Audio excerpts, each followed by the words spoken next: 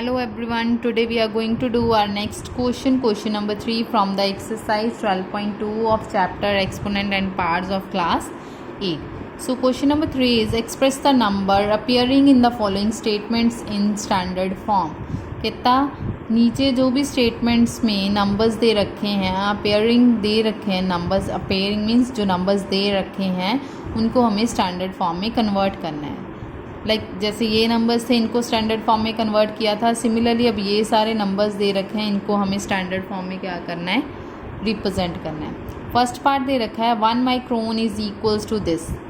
उसने बता दिया कि 1 माइक्रोन इतने के इक्वल होता है. तो अब इसको मुझे स्टैंडर्ड फॉर्म में चेंज करना है. बस मेरी स्टेटमेंट क्या है, ये charge of an electron is this.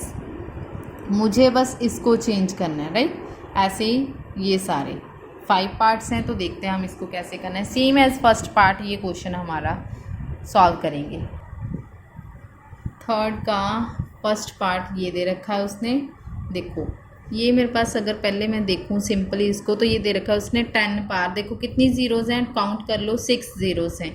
तो इसको कैसे लिख सकते हैं हम, 1 इंटू 10 पार 6 और -6 एज इट इज़. लेकिन स्टैंडर्ड फॉर्म में मेरे को पॉइंट लगाना है, क्योंकि यहाँ पे बन गया मेरे पास ये, तो ये हो गया हमारे पास -6. पॉइंट लगाना, यहाँ पे पॉइंट लगाना ज़रूरी नहीं क्योंकि 1 दे रखा है उसने, तो नो इशू इज़ देयर. यहाँ पे हमने इसको सॉल्व करके यही लिख दिया. मतलब पॉइंट लगाना कोई कंपल्शन नहीं है.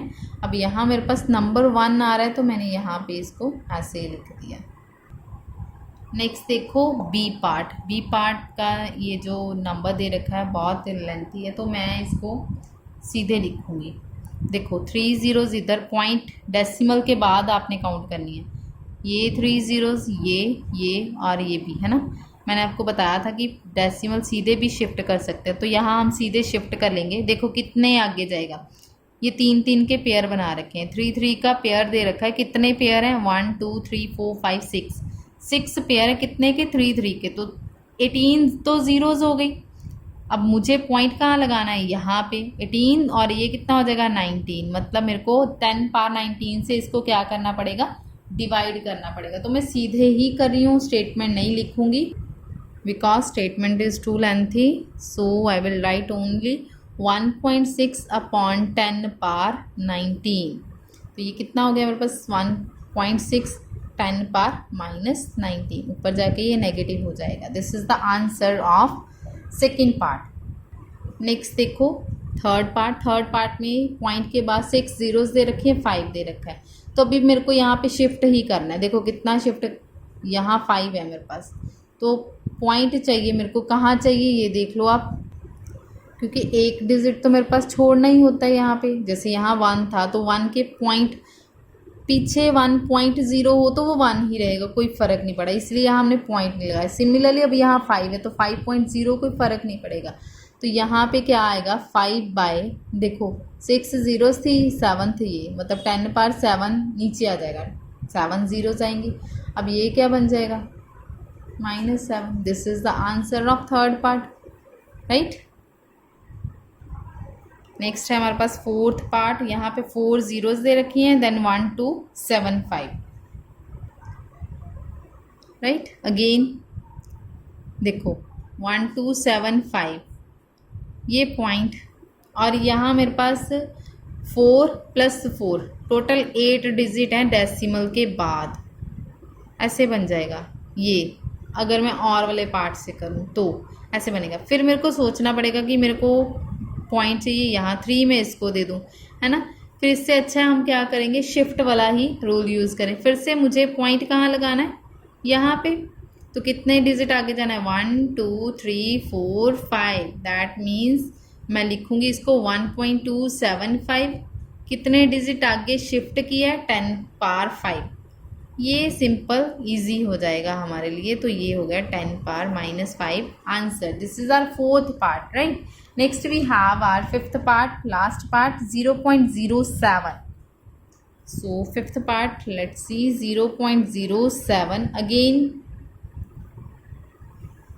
पॉइंट चाहिए यहाँ पे, 2 ही आगे शिफ्ट होंगे मेरे पास, मतलब 10 पार 2। वो तो नॉर्मली भी अगर मैं देखूँ तो पॉइंट हटाऊँगी 1 आएगा, पीछे 2 ज़ीरोज़ आएंगी, 100 ही बनेगा।